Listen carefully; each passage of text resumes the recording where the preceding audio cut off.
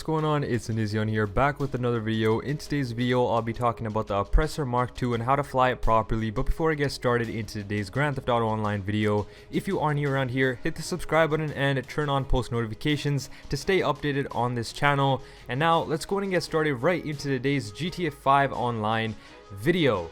So, in today's video, we're going to be talking about the Oppressor MK2 and how to use it properly. Now, this vehicle was released about a year ago, and you can get it off the Warstock Cash and Carry website. And if you're actually going ahead and buying an Oppressor MK2, and if you haven't already done so, I recommend first saving up to get a terabyte and a nightclub. And if you don't have that, you're not going to be able to make the best out of this Oppressor, because it is a very overpowered vehicle. If you go ahead and purchase it, add upgrades to it, such as like swaying away enemy missiles with the flares that come as attachments, that'll just make it much more easier for you to fly around and destroy things much more faster and efficiently. And I don't recommend everyone to just go out and just start griefing people with this vehicle, because this is probably the most overpowered vehicle in the game, and a lot of people have been doing this and getting put into bad sport lobbies. But the thing is about the Oppressor MK2 is if you use it to your advantage in missions or something, it's a very great vehicle. It's a very fast vehicle that can take you to point A to point B if you know how to fly it properly,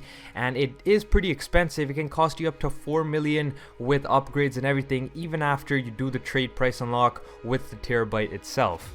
So some of the tips that I want to show you guys when you're flying this vehicle is a lot of people just crash land the Oppressor MK2 because they don't really know how to properly land the vehicle. So if you guys are in the air and you're trying to land it safely and smoothly instead of just crashing in full speed with your boost, what I recommend to do is when you want to land, just hold R1 or right bumper if you're on Xbox, or hold the handbrake button if you're on PC or another console, so you can slowly dismount your vehicle.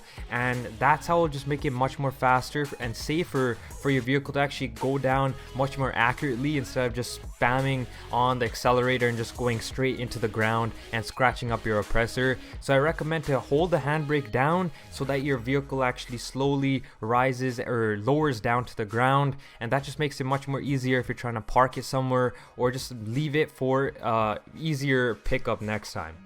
Now, when you want to dismount your vehicle, what I recommend to do is holding down the dismount button, or triangle or Y if you're on Xbox, and I believe it is F if you're on PC if you keep it on default controller settings. And that's how you can actually go ahead and dismount your vehicle and your Oppressor very easily and safely, just in case, like if you're in a battle and if you want to get off your Oppressor, or if you're trying to get into combat with other people, it just makes it much more easier instead of just crashing into them.